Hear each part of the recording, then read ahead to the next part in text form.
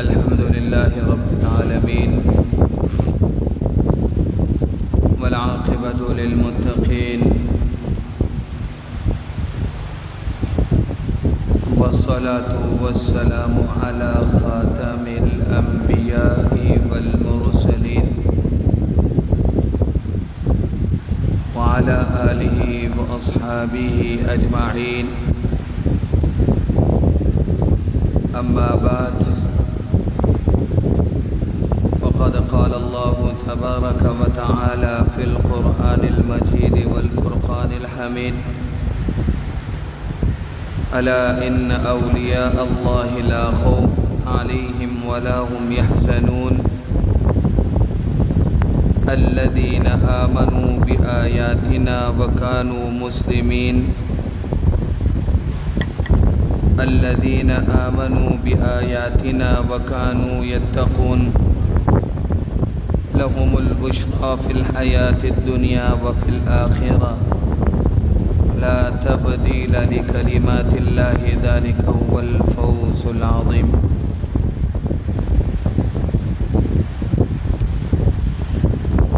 وقال النبي صلى الله عليه وسلم: ألا أنبئكم بخياركم؟ قالوا بلى يا رسول الله. قال: خياركم الذين إذا رؤوا ذكر الله، أو كما قال عليه الصلاة والسلام.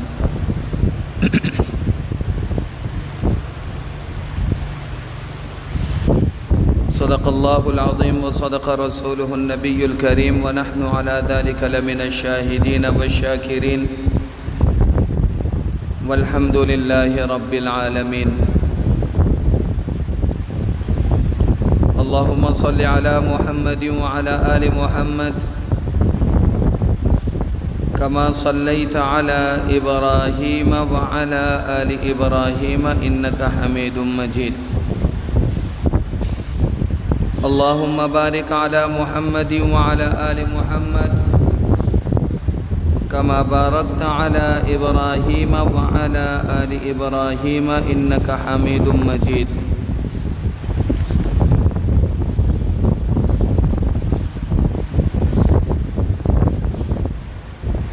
میرے انتہائی واجب الاحترام قابل عزت تکریم حضرات بزرگان دین اور سامعین گرامی،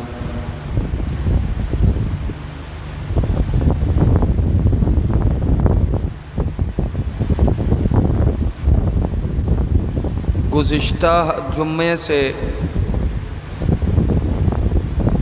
پیوستہ جو جمعے ہیں دو،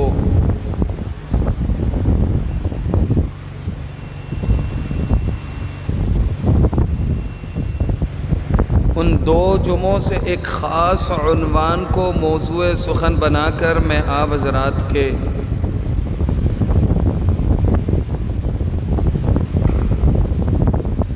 حضرات کی توجہ اس خاص عنوان موضوع کی طرف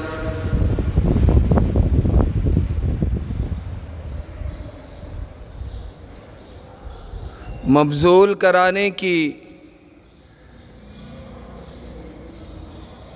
کوشش کر رہا ہوں۔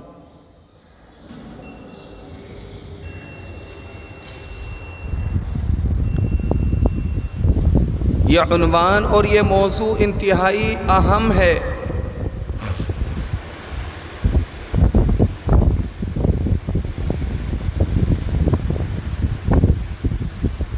اس عنوان سے متعلقہ جو تفصیلات ہیں اس کو بھی پیش نظر رکھنا بہت زیادہ ضروری ہے۔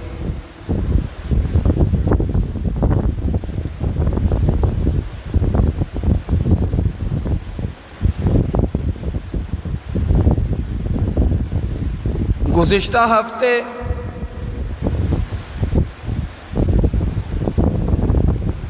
حالات اور واقعات مشاہدات کو پیش نظر رکھتے ہوئے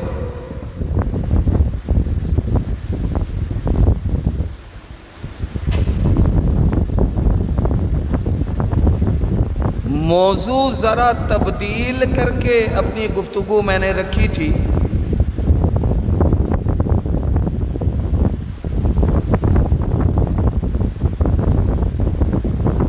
اب اس جمعے میں کوشش کروں گا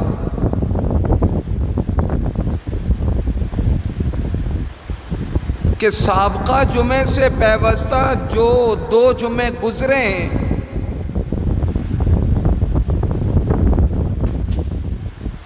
ان 2 جمعوں پر جس اہم عنوان کے حوالے سے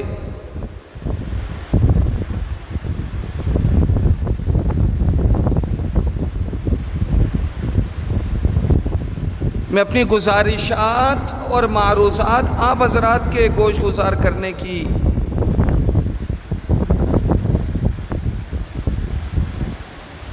کوشش کر رہا تھا، اسی کو تسلسل دے کر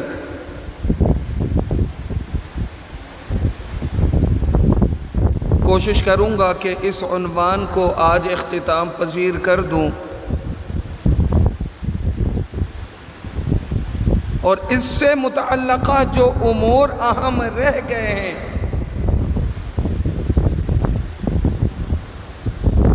ان کو واضح، صاف، شفاف اور 2 ٹوک انداز میں آپ حضرات کے گوش گزار بھی کر دوں۔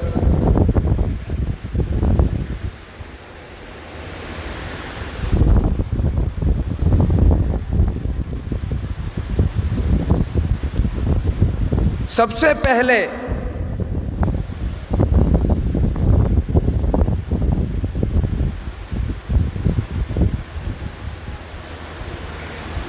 زیر بحث موضوع پر بات کرنے سے قبل پیوستہ جو 2 جمعے گزرے ہیں ان میں جو تفصیلات ذکر کی گئی ہیں ان کا خلاصہ نچوڑ سامنے رکھنا ضروری ہے۔ اللہ رب العزت نے قرآن مجید میں فرمایا کہ الا ان اولیاء اللہ لا خوف علیہم ولا هم يحزنون الذين آمنوا بآياتنا وكانوا يتقون لهم البشرى في الحياة الدنيا وفي الآخرة لا تبديل لكلمات الله ذلك هو الفوز العظيم۔ اس آیت مبارکہ کو سامنے رکھتے ہوئے 3 اہم ترین امور آپ حضرات کے گوش گزار کرنا چاہ رہا تھا، جن میں سے 2 پر تفصیلی بات ہو چکی ہے۔ جن 2 پر تفصیلی بات ہو چکی ہیں ان میں سے پہلا نمبر کہ اللہ کے جو محبوب بندے ہوا کرتے ہیں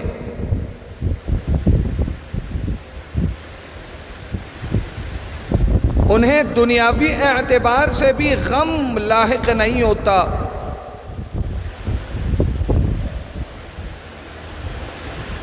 پریشانی لاحق نہیں ہوتی،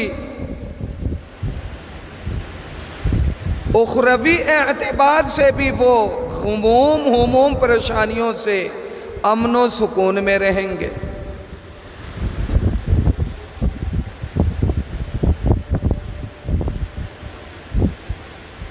اور دوسرے نمبر پر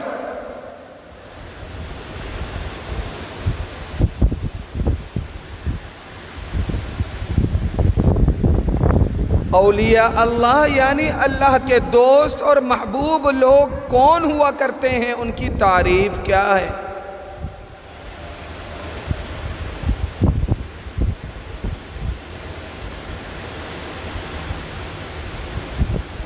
اور جن کو اللہ رب العزت نے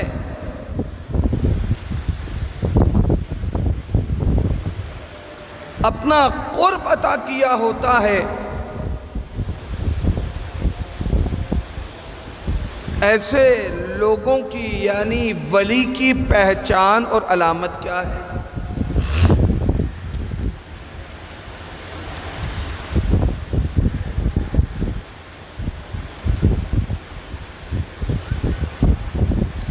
یہ وہ دوسری اہم ترین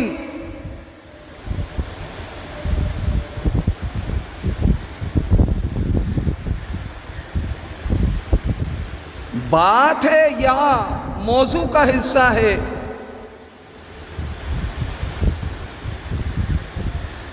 کہ جسے سمجھنا انتہائی ضروری ہے۔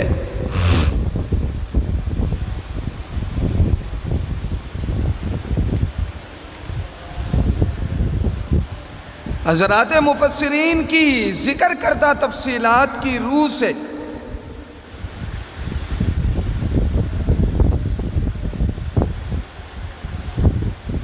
ولی اس شخص کو کہا جاتا ہے جسے اللہ کا قرب نصیب ہو،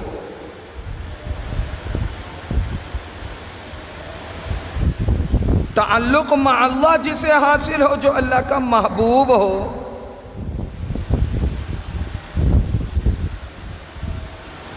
اسے ولی کہا جاتا ہے۔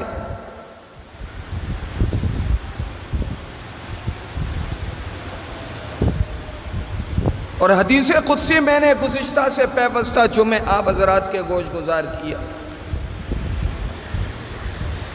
کہ جب انسان نفلی عبادتوں کو اللہ کے حضور پیش کرتا ہے، واجبات اور فرائض سے سبکدوش ہونے کے بعد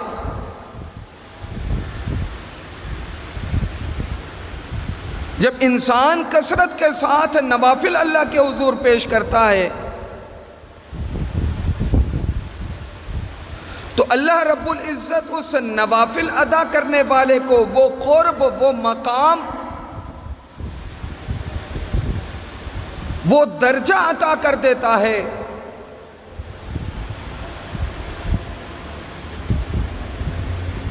کہ جس کی وجہ سے اس کا دیکھنا، چلنا، پھرنا، بولنا، پکڑنا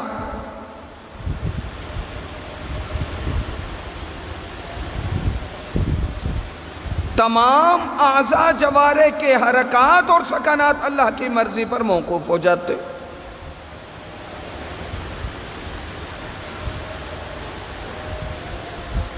اس کا تعلق اللہ رب العزت کے ساتھ، اس کا رشتہ اللہ رب العزت کے ساتھ، اس کا تعلق اللہ رب العزت کے ساتھ، محبتیں اللہ رب العزت کے ساتھ اس قدر مضبوط ہو جاتی ہیں کہ اس کے تمام تر حرکات و سکنات اللہ کی مرضی پر موقوف ہوتے ہیں۔ یعنی گویا کہ اس کا ہر عمل، ہر فعل، ہر حرکت اللہ کی مرضی کے مطابق ہوتا ہے۔ جو چاہت اللہ کی ہے، جو مرضی اللہ کی ہوتی ہے، وہی عمل اس سے سرزد ہوتا ہے۔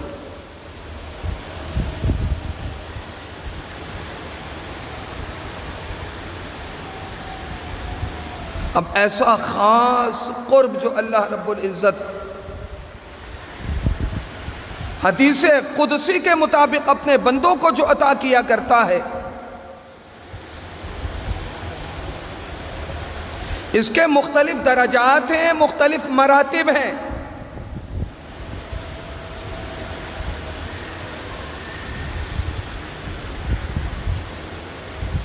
ان تمام درجات اور مراتب کے اعتبار سے اگر دیکھا جائے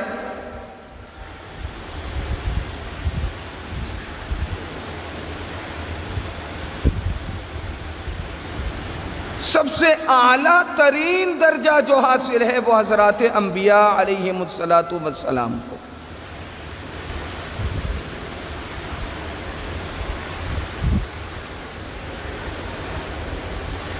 قرب خداوندی اور فنائیت کا جو درجہ حضرات انبیاء علیہم السلام کو حاصل ہوا یا حاصل رہا،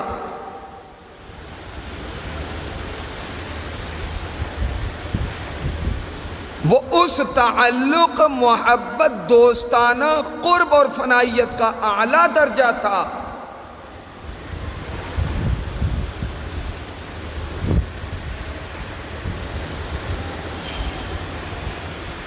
اور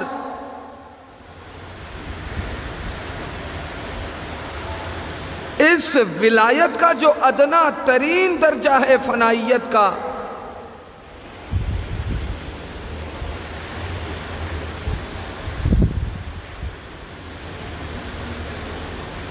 وہ ادنا درجہ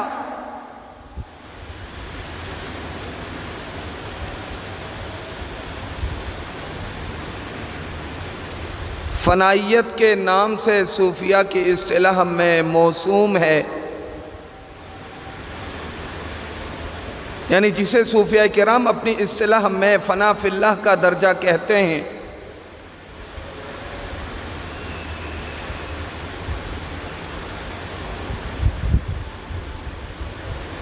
اب یہاں اس مقام پر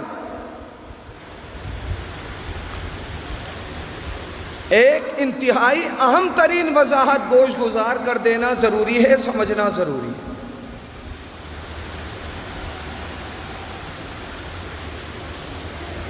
کہ تعلق مع اللہ کا جو اعلیٰ درجہ تھا وہ انبیاء کو حاصل،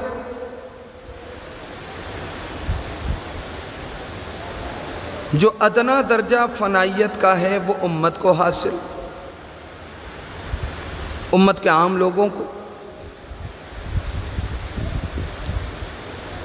تو ان دونوں اعلیٰ اور ادنا درجات کے درمیان بھی کچھ درجے اور مقام ہیں۔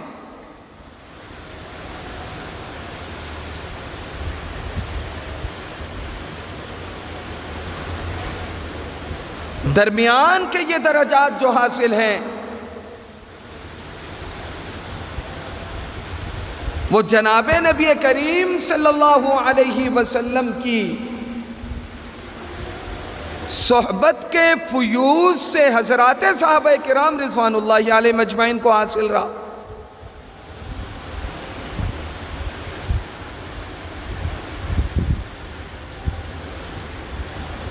حضرات صحابہ کرام رضوان اللہ علیہ اجمعین کی صحبت اور فیوز سے حضرات تابعین کو،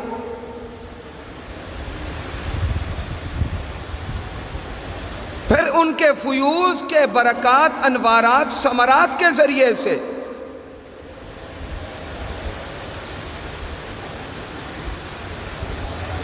حضرات تابعین کے خدمت گزار صحبت یافتہ لوگوں میں تبع تابعین جو رہے ہیں، بعد میں ان کا مقام اور ان کا درجہ آتا۔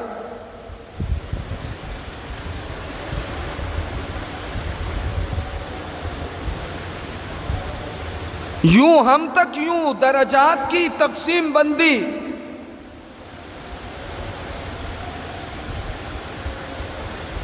صحبت اور فیوز کے حصول پر موقوف رکھتے ہوئے وقت اور حالات کے اعتبار سے درجات اور طبقات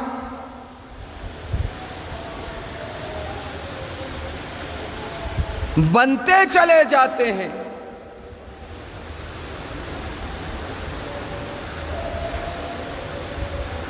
تو سب سے اعلیٰ ترین درجہ جناب نبی کریم صلی اللہ علیہ وسلم کا ہے۔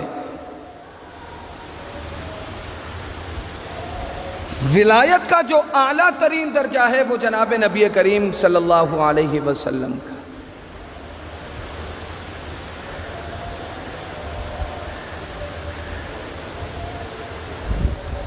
اور جناب نبی کریم صلی اللہ علیہ وسلم کی صحبت، خدمت اور مجالس جن حضرات کو حاصل رہی انہیں کہا جاتا ہے حضرات صحابہ کرام رضوان اللہ علیہ مجمعین۔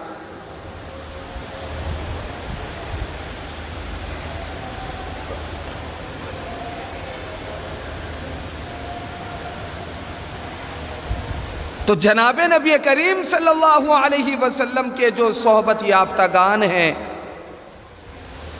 صحابہ کرام رضوان اللہ علیہم اجمعین، ان کو جناب نبی کریم صلی اللہ علیہ وسلم کے فیوز، برکات، صحبت کی بدولت ولایت کا وہ مقام حاصل ہے جو بعد کی امت کے لوگوں کو، بعد کے امت کے لوگوں کو حاصل نہیں۔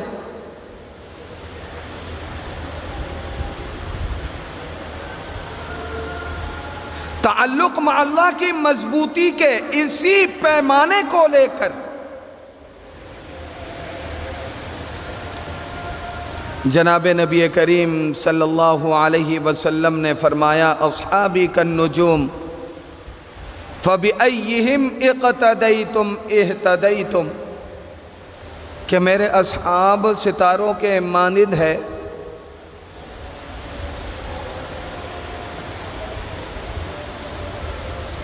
جس کسی نے میرے اصحاب کی تقلید کی، میرے اصحاب کی اتباع کی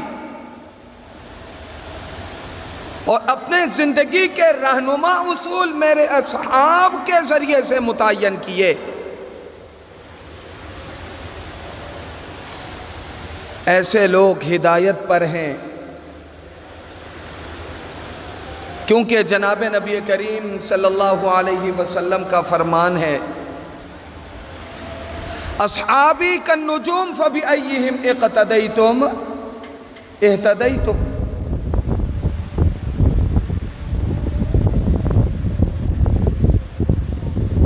اور یہ بات بالکل اٹل حقیقت ہے، واضح حقیقت ہے کہ صحابہ کرام رضوان اللہ علیہم اجمعین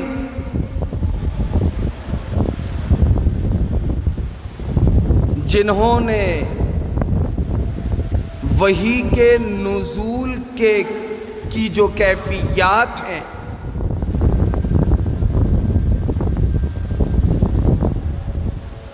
وحی کے نازل ہونے کی جو کیفیتیں ہیں، ان کیفیتوں کو خود اپنی آنکھوں سے مشاہدہ کیا،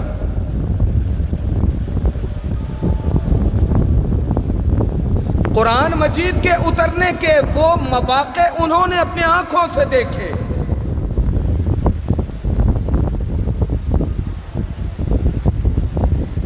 امن کی حالت ہو یا جنگ کی حالت ہو،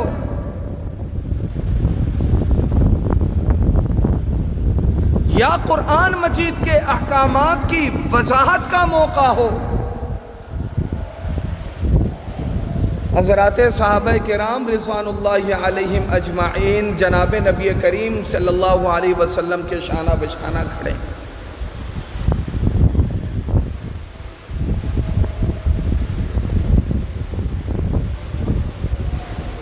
تو مجھے بتائیے انصاف کے ساتھ کہ اللہ رب العزت کے قرب کا جو درجہ جناب نبی کریم صلی اللہ علیہ وسلم کو حاصل رہا،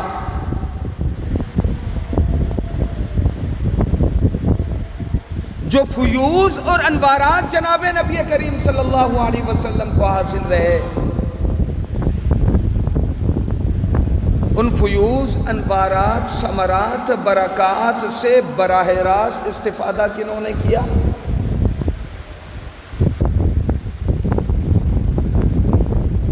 براہ راست استفادہ کنہوں نے کیا؟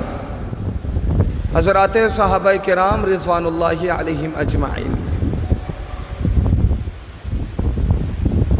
جنہیں صحبتیں نصیب ہوئی، جو سفر میں ساتھ ہے،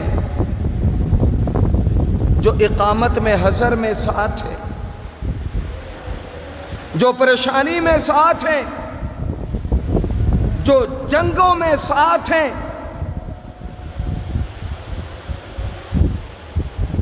تو جناب نبی کریم صلی اللہ علیہ وسلم کے بعد حضرات صحابہ کرام رضوان اللہ علیہم اجمعین سے بڑھ کر ولایت کا مقام کسی کو نہیں مل سکتا۔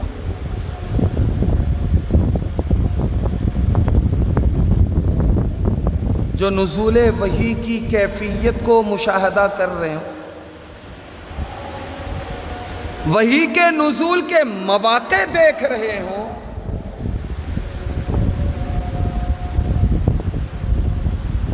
تو ان سے زیادہ اعلیٰ اور برتر بعد کے امت کے لوگ بھلا کیسے ہو سکتے؟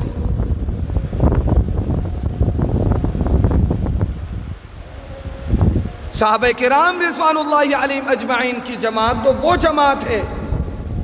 کہ جن کے بارے میں اللہ رب العزت قرآن مجید میں فرماتے ہیں رضی اللہ عنہم ورضوا عنہ، کہ اللہ پاک ان سے راضی، وہ اللہ پاک کی رضا پر راضی۔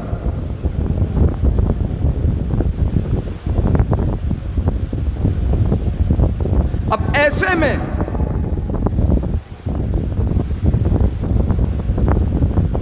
امت کے بے راہ رو لوگوں میں سے کوئی کھڑا ہو کر کسی گلی کوچے میں یہ کہہ دے کہ حضرات صحابہ معیار حق نہیں ہیں، تو سوال یہ پیدا ہوتا ہے کہ جس نے وحی کے نازل ہونے کی کیفیت کو دیکھا، جس نے وحی کے نازل ہونے کے طریقوں کو دیکھا، حضرات جبرائیل امین علیہ السلام کے وحی کو مشاہدہ کیا، کیا وہ معیار حق نہیں تو 1400 سال کے بعد معیار حق تم ہو؟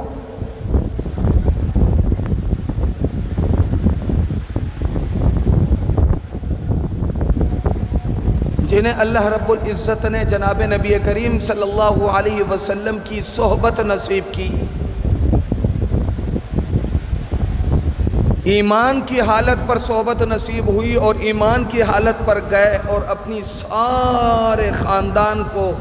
مال و زر کو جناب نبی کریم صلی اللہ علیہ وسلم کی ذات پر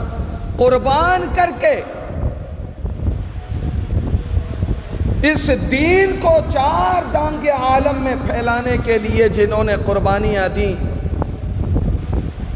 آج اگر کوئی راہزن کسی گلی سے کسی کوچے سے نکل کر کہ جسے اپنی تحقیق پر بڑا ناز ہے اور جسے اپنے علم پر بڑا ناز ہے،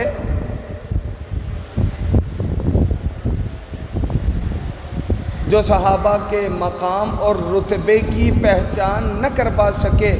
ایسے علم تو فرعون کے پاس بھی تھا۔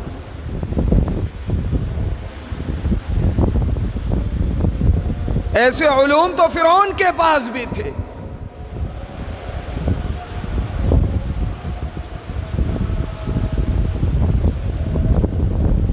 کسی کا یہ کہہ دینا کہ صحابہ کرام رضوان اللہ علیہم اجمعین معیار حق نہیں، تو مجھے یہ بتائیے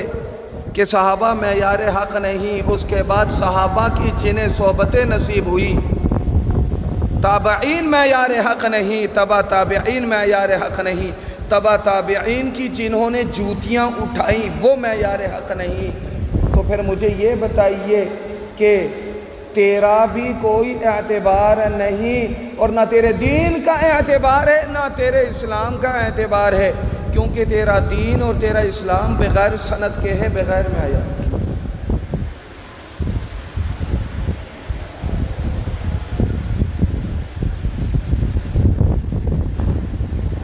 شریعت کے تمام معاملات سندوں پر ہے۔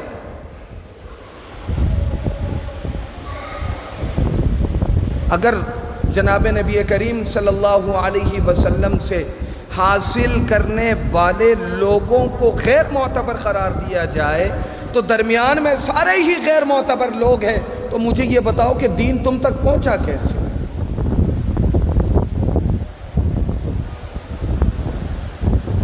صحابہ معیار حق نہیں تو تم تک نمازیں پہنچی کیسے؟ صحابہ معیار حق نہیں تو تم پر کلام پاک پہنچا کیسے؟ صحابہ معیار حق نہیں تو جناب نبی کریم صلی اللہ علیہ وسلم کے ارشادات تم تک لایا کون ہے؟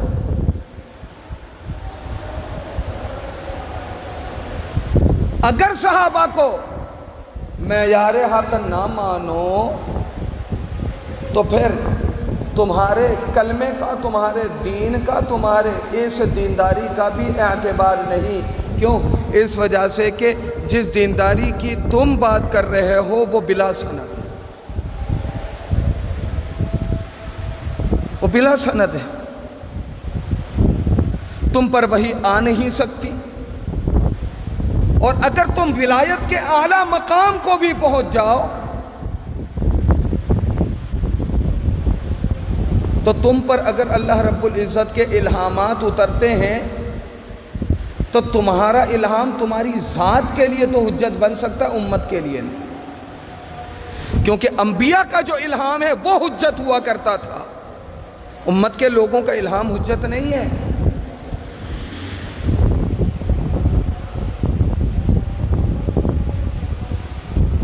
یہ تمام باتیں تو آپ ان اڑاڑیوں سے کریں، ان لوگوں کے سامنے کریں جو شرع شریعت کو نہ سمجھتے ہوں، جو تصوف کو نہ سمجھتے ہو، جو ولایت کو نہ سمجھتے ہو۔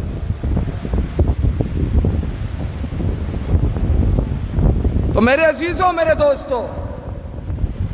ولایت کا جو اعلیٰ درجہ حاصل تھا وہ جناب نبی کریم صلی اللہ علیہ وسلم کو، حضرات انبیاء کو،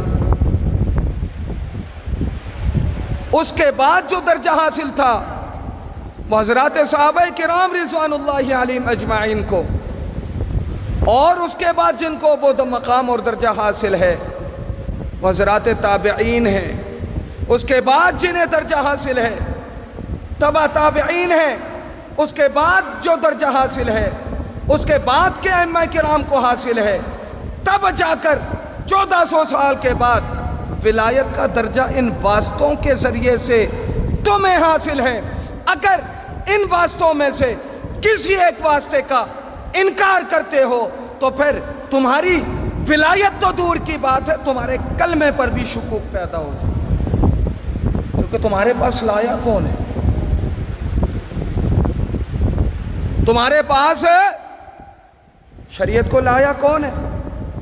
1400 سال سے تم نے کسی اور سے سنا، اس نے کسی اور سے سنا، اس نے کسی اور سے سنا، اس نے کسی اور سے سنا، اس نے کسی اور سے سنا، انہوں نے صحابہ سے سنا، صحابہ نے جناب نبی کریم صلی اللہ علیہ وسلم سے سنا۔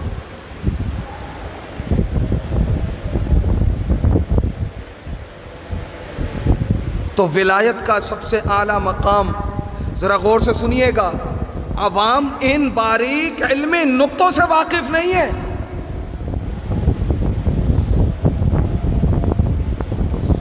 آپ کو ولایت کا جیسا کیسا بھی مقام حاصل ہو جائے، آپ کا ولایت کا مقام حضرات صحابہ، تابعین، تبع تابعین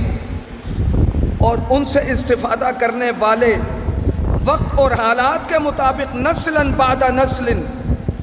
جو لوگ چلتے چلے آئے ہیں، آپ کا ولایت کا درجہ ان سے بڑھ کر نہیں ہو سکتا۔ کیوں؟ اس وجہ سے کہ یہ بات مسلمات میں سے ہے کہ واٹر بورڈ کا جو سپلائی لائن ہے وہاں سے جو براہ راست پانی حاصل کرتا ہے اسے پانی وافر مقدار میں ملتا ہے، پریشر اس کا زیادہ ہوتا ہے۔ یہ پریشر اور پانی کی طاقت جتنی دور چلتی چلی جائے گی کم ہوتی چلی جائے گی، پانی کی مقدار اور معیار میں بھی کمی ہے۔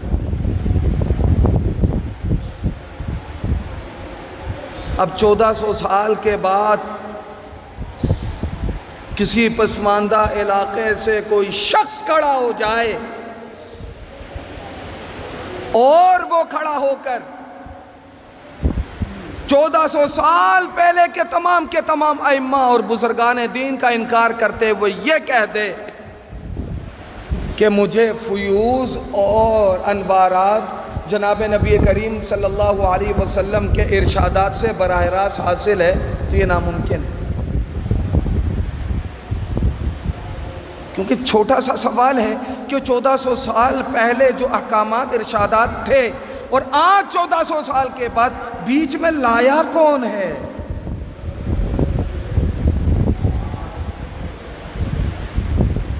ایک واقعے کا مشاہدہ کرنے والا ہوتا ہے، اس واقعے کو مشاہدہ کرنے کو نقل کرنے والے کا نقل کرنا، پھر اس سے آگے نقل ہونا، اس سے آگے نقل ہونا، اس نقل در نقل نسلاً بعد نسل جو نقل ہوتا جا رہا ہے، درجہ بندی کے ساتھ اس نقل میں بھی تقویت اور کمزوری آتی ہے۔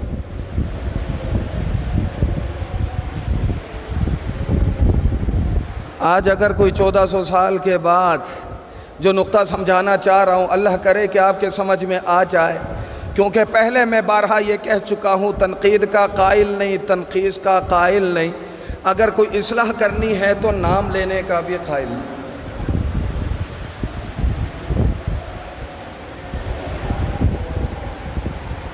آج اگر اپنے تعلق کو اللہ رب العزت کے ساتھ مضبوط کرنا، میں ولایت کی بات کر رہا ہوں،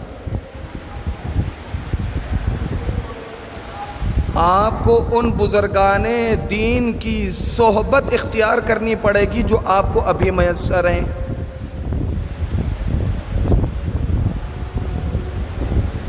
کیونکہ ان بزرگان دین کی صحبت اگر آپ جو فی الحال فی زماننا میسر ہیں، اگر آپ ان کے صحبت کو اختیار نہ کریں تو مجھے بتائیے کہ ولایت کے مقام کے لیے اطاعت اور کثرت ذکر اور التزام شیخ، یہ تین امور تمہیں کون بتائے گا؟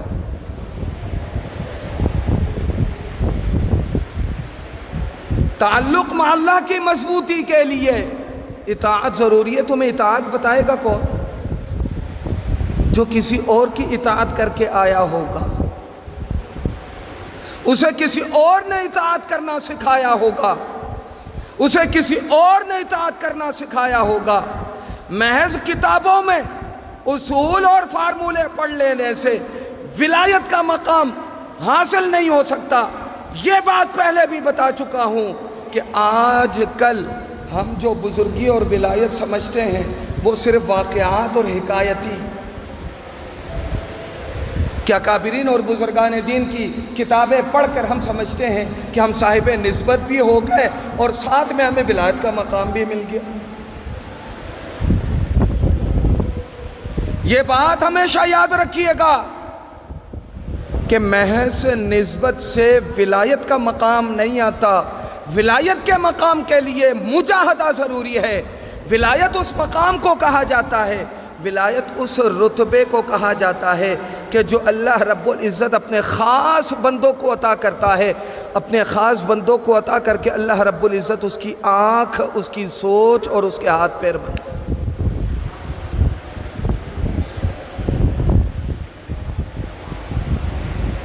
یہ محض نسبت کے ذریعے سے نہیں آتا، یہ محض حکایات کو پڑھنے سے نہیں آتا۔ مجاہدہ ضروری ہے، ریاضتیں ضروری ہے، اور مجاہدہ اور ریاضتوں کے لیے احادیث مبارکہ میں دو باتیں، احادیث مبارکہ میں دو باتیں، اطاعت اور کثرت ذکر۔ حضرت رضین رضی اللہ تعالی عنہ روایت فرماتے ہیں کہ جناب نبی کریم صلی اللہ علیہ وسلم نے دنیا جہاں کے اعلیٰ ترین چیز کی طرف اشارہ کرتے ہوئے فرمایا، دنیا کا سب سے محبوب ترین اور اعلیٰ ترین چیز کیا ہو سکتی ہے کہ تعلق مع اللہ میں مضبوطی آ جائے اور ہم اللہ رب العزت کے محبوب بن جائیں اور اللہ رب العزت کو ہر چیز سے عزیز کر جائیں۔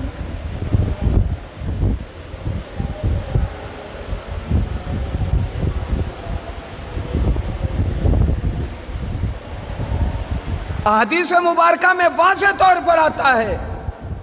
الا انبئکم بخیار اعمالکم، کہ تمہارے اعمال میں سے سب سے اعلیٰ بالا ارفع اعمال کی طرف میں تمہاری توجہ مبذول کرا۔ کیا تمہیں بتلاؤں سب سے اعلیٰ ترین اعمال؟ جناب نبی کریم صلی اللہ علیہ وسلم فرماتے ہیں، علیکم بمجالس اہل الذکر، علیکم بمجالس اہل الذکر، ولایت کے مقام کو پانے کے لیے ولیوں کی صحبت ضروری ہے، یعنی اللہ والوں کی صحبت، بمجالس اہل الذکر،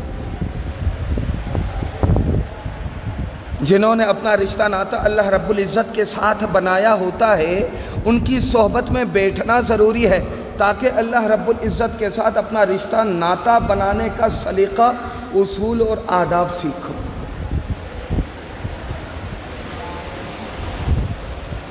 آج اگر اپنے کسی بچے کو مکینک بنانا ہوتا ہے، بائک مکینک ہے یا پنچر لگانا ہے، کئی مہینوں تک سالوں تک ہم پنچر والے کے پاس جا کر کیا کرتے ہیں؟ تجربہ حاصل کرتے ہیں، عملی پریکٹس کرتے ہیں۔ جبکہ پنچر لگاتے ہوئے آپ خود بھی یہ محسوس کرتے ہیں کہ اگر دو اوزار آپ کے پاس بھی ہو، آپ بھی ٹائر کھول رہے ہیں، پنچر لگا لے، کہ اسٹیکر لگا کے ہوا بھر دیں، آپ گاڑی چلانا شروع کر دیں۔ لیکن دیکھیے پنچر لگوانے کے لیے پنچر والے کی دکان میں جا کر عملی مشق کرنا ضروری ہے۔ کتابوں میں اصول اور آداب پڑھ کر کوئی ڈاکٹر کسی مریض کو لٹا کر چیرا لگا کے آپریشن کرواتا؟ آج تک کسی کتابی ڈاکٹر کے پاس جا کر آپ نے اپنا آپریشن کروایا ہے؟ کسی ڈاکٹر کے بارے میں جب آپ کو پتا ہو کہ یہ ڈاکٹر صرف پڑھا ہوا ہے، مشاہدہ کیا ہوا نہیں ہے، ڈگری یافتہ نہیں ہے، قابل بھروسہ ڈاکٹر نہیں ہے، آپ اس کے پاس جا کر پیناڈول اور پونسٹان کی گولی نہیں لیتے، اس سے جا کے آپریشن کروانا تو دور کی بات ہے۔ حال میرے دوستو، خالق حقیقی سے رشتہ ناتا جوڑنے کے لیے، کیا دنیا کے تمام ذرائع اسباب کے اختیار کرنے کے لیے، دنیا کے تمام ذرائع اور اسباب کو اختیار کرنے کے لیے، تمام تر دنیا اور اس کے دنیا کے تمام تر ہنر کو اپنانے کے لیے تجربہ شرط ہے؟ درزی کا کام سیکھنا ہے، کسی کے پاس جا کر تجربہ لینا شرط ہے، بال کاٹنے کے لیے تجربہ لینا ہے، کسی نائی کے پاس جا کر تجربہ لینا شرط ہے، اگر بڑائی بننا ہے، مستری بننا ہے، کارپینٹر بننا ہے تو کارپینٹر کے پاس جا کر تجربہ لینا شرط ہے، پینٹر بننا ہے تو پینٹ والے کے پاس جا کر تجربہ لینا شرط ہے، اور اگر مستری بننا ہے تو کسی استاد کے پاس جا کر تجربہ لینا شرط ہے۔ اگر کوئی لاوارث تعلق ہے تو وہ صرف تعلق مع اللہ ہے کہ ہر کوئی گھر میں بیٹھ کر صرف کتابوں کا مشاہدہ کر کے اور یہ کہہ دے کہ حدیث مبارکہ پڑھ کے ہم رجال وہ بھی لوگ تھے، ہم بھی لوگ ہیں، وہ بھی سمجھ رکھتے تھے، ہم بھی سمجھ رکھتے ہیں، تو لہٰذا ہم گھر بیٹھے بیٹھے ولایت کے مقام کو پالیں۔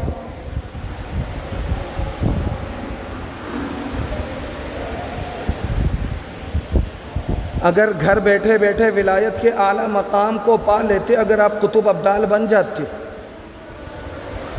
تو حضرات صحابہ کرام رضوان اللہ علیہم اجمعین کی زندگی میں مال و اسباب کی کمی تھی، مال و زر کی کمی تھی؟ حضرات صحابہ کرام رضوان اللہ علیہم اجمعین نے اپنے تمام مادی اسباب اور ذرائع کو حصول دین پر قربان کر کے جناب نبی کریم صلی اللہ علیہ وسلم کے حلقوں کو ایسا لازم پکڑ لیا، ایسا لازم پکڑ لیا کہ بعض دفعہ صحابہ کرام کا یہ حال ہو جاتا کہ مارے بھوک کے غنودگی طاری ہو جاتی۔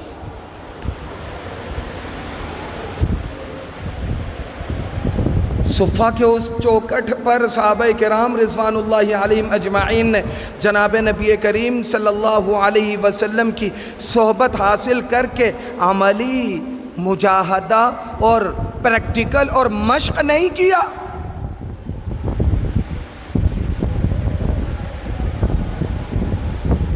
تو میرے عزیزوں، میرے دوستوں، میرے بزرگوں،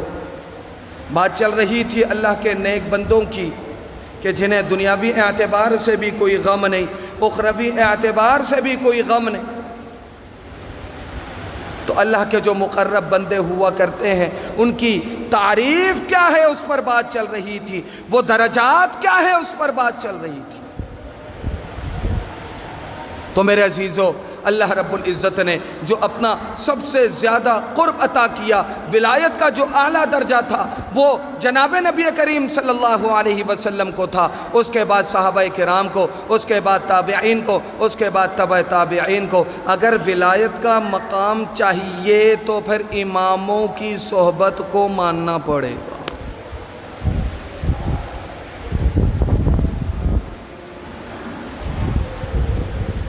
اماموں کی صحبت کو ماننا پڑے گا، کیونکہ یہ دین ہے، شریعت ہے۔ شرعی معاملات اور دینی معاملات بلا سند نہیں ہوتے۔ آپ گھر بیٹھے بیٹھے ولایت کے مقام کو پا لیں، ایسا نہیں ہو سکتا۔ اللہ رب العزت نے ولایت کے مقام کی درجہ بندی کی ہے۔ جناب نبی کریم صلی اللہ علیہ وسلم کو سب سے اعلیٰ درجہ حاصل تھا۔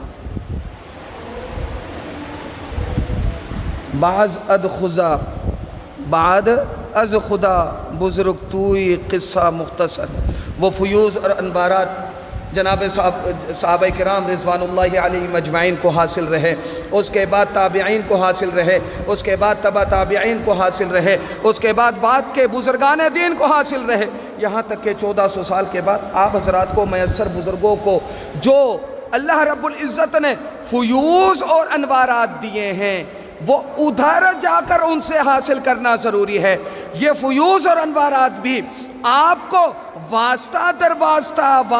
واسطہ مل سکتا ہے۔ براہ راست وہ انوارات اور فیوز اگر آپ حاصل کرنا چاہیں تو پھر یہ بات یاد رکھیے گا، آپ پر اگر اللہ رب العزت کشف و کرامات کے دروازے کھول دیتا ہے تو میں آپ کے کشف و کرامات کو نہیں مانوں گا۔ کیوں؟ اس وجہ سے کہ کشف و کرامات اور الہام کی بھی دو قسمیں ہیں، الہام رحمانی اور الہام شیطانی۔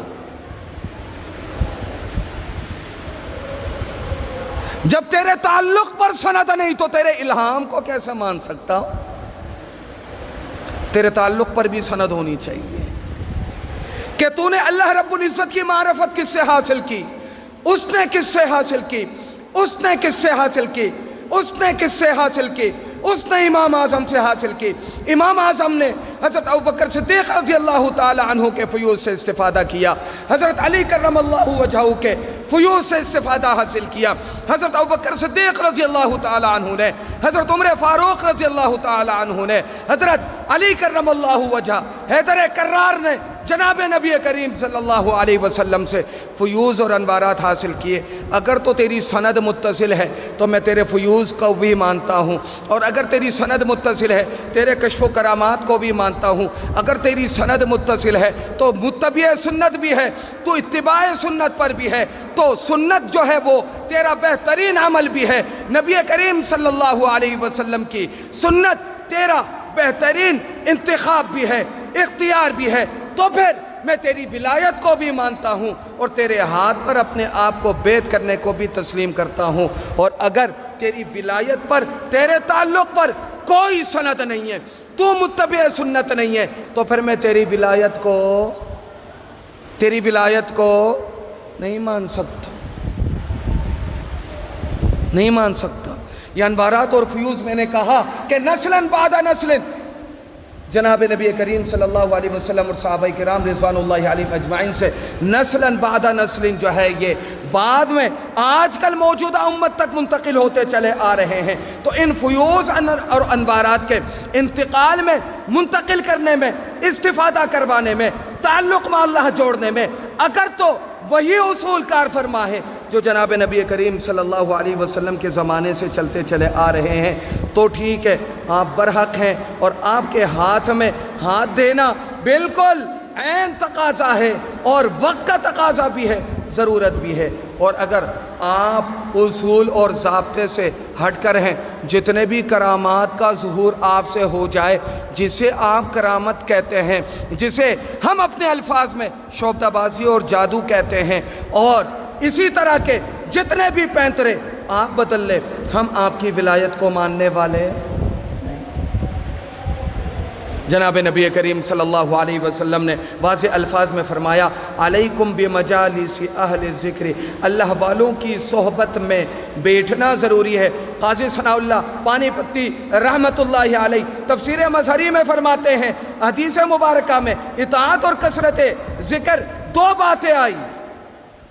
لیکن میرے عزیزو تیسری بات بھی ہے، قاضی ثناء اللہ پانی پتی رحمۃ اللہ علیہ فرماتے ہیں کہ صحبت شیخ بھی ضروری ہے، کیونکہ اگر صحبت شیخ نہیں تو کثرت ذکر کا طریقہ نہیں آئے گا، اطاعت کا، فرما برداری کا، وفا شعاری کا، للہیت کا، تعلق مع اللہ کو مضبوط کرنے کا اصول نہیں آئے گا۔ جب اصول اور ضابطے نہیں آئیں گے تو شیاطین تمہارے اعمال میں، تمہاری سوچوں میں وساوس ڈالیں گے، قدغن ڈالیں گے، اور اسی طرح شبخون ماریں گے۔ تو یہ تعلق جو تم اللہ رب العزت کے ساتھ بنانے جا رہے تھے، یہ تعلق تمہارا مضبوط ہونے کے بجائے کمزور ہو جائے۔ میرے عزیزو، میرے دوستو، میرے بزرگوں، الا ان اولیاء اللہ لا خوف علیہم ولا هم يحزنون الذین آمنوا بآیاتنا وکانوا یتقون لہم البشری فی الحیاۃ الدنیا وفی الآخرہ۔ بس آخری بات کر کے میں اپنی بات ختم کر رہا ہوں۔ لہم البشری فی الحیاۃ الدنیا وفی الآخرہ، کہ جو اللہ کے ولی ہوتے ہیں، جنہیں اللہ رب العزت نے اپنا قرب عطا کیا ہوتا ہے، جنہیں اللہ رب العزت نے اپنا قرب عطا کیا ہوتا ہے، کہ جن کا نہج اور جن کا منہج زندگی گزارنے کے اصول اور آداب جناب نبی کریم صلی اللہ علیہ وسلم کی شریعت ہے، اور جناب نبی کریم صلی اللہ علیہ وسلم کے اصحاب کے طریقے ہیں۔ لہم البشری فی الحیاۃ الدنیا وفی الآخرہ، کہتے ہیں ان کے لیے دنیا میں بھی بشارت ہے، آخرت میں بھی بشارت ہے۔ دیکھیں دنیاوی اور اخروی اعتبار سے بشارت، کہتے ہیں کہ جب یہ مریں گے، قبر سے اٹھائے جائیں گے تو اللہم اذہب عن الاذی وعافانی کہہ کر قبر سے اپنے کپڑوں کو جھاڑ کر اٹھ کے بیغم چلے جائیں، بے خوف و خطر قبر سے اٹھیں گے۔ اللہ رب العزت سے ملاقات بے خوف و خطر ہوگی، نمبر 1۔ نمبر 2، جو لہم البشری فی الحیاۃ الدنیا وفی الآخرہ، کہ جو اللہ کے ولی ہوتے ہیں، لوگ ان کے بارے میں اچھا گمان رکھتے ہیں اور ان کے بارے میں اچھے اور نیک خواب دیکھتے ہیں۔ یہ دنیاوی اعتبار سے ان کی پہلی بشارت ہے۔ اور دوسری بشارت یہ ہے کہ جو اللہ کے ولی ہوتے ہیں، اللہ کے محبوب ہوتے ہیں، ان کے ساتھ جو بھی دوستانہ رکھتا ہے وہ اللہ کی وجہ سے اس سے دوستانہ تعلق رکھتا ہے، محبت رکھتا ہے، ذاتی غرض کی بنیاد پر اس سے کوئی تعلق نہیں رکھتا۔ اور میرے عزیزو، میرے دوستو، اللہ پاک ہمیں اپنا مقرب بنا دے، لیکن اللہ کا قرب ہمیں ان اصول اور ضابطوں پر حاصل کرنے کی توفیق دے جو اصول ضابطے جناب نبی کریم صلی اللہ علیہ وسلم کے عمل نے بتلایا، آپ کی صحبت سے صحابہ نے سیکھا، ان کی صحبت سے تابعین نے سیکھا، ان کی صحبت سے تبع تابعین نے سیکھا، ان کی صحبت سے بعد کے ائمہ کرام نے سیکھا، ان کی صحبت سے موجودہ ان اماموں نے، ان بزرگوں نے سیکھا کہ جن کی زندگی پوری کی پوری شریعت ہے، جن کے بارے میں جناب نبی کریم صلی اللہ علیہ وسلم فرماتے ہیں کہ اللہ کا ولی وہ ہے کہ جسے دیکھو تو اللہ یاد آ جائے، جسے دیکھو اللہ یاد آ جائے۔ میرے عزیزو، اللہ والا ہونے کی اور اللہ والوں کی صحبت کی جو پہچان ہے، بس آخری بات کرنے لگا ہوں، وہ یہ ہے کہ جب تمہیں اللہ والوں کی صحبت نصیب ہو تو دنیا کے غم سے اللہ پاک تمہیں بے غم کر دے۔ اللہ والا ہونے کی پہچان یہ ہے کہ تمہیں جس سے اللہ والے کی صحبت نصیب ہو، اس صحبت کی وجہ سے دنیا کے غم سے تم بے غم ہو جاؤ۔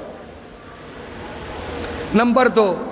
فکر آخرت تمہارے دل اور دماغ میں پیوست ہو جائے، آخرت کی تیاری فکر میں آ جائے، اس صحبت سے تم دنیا سے بیزار ہو جاؤ۔ اگر وہ صحبت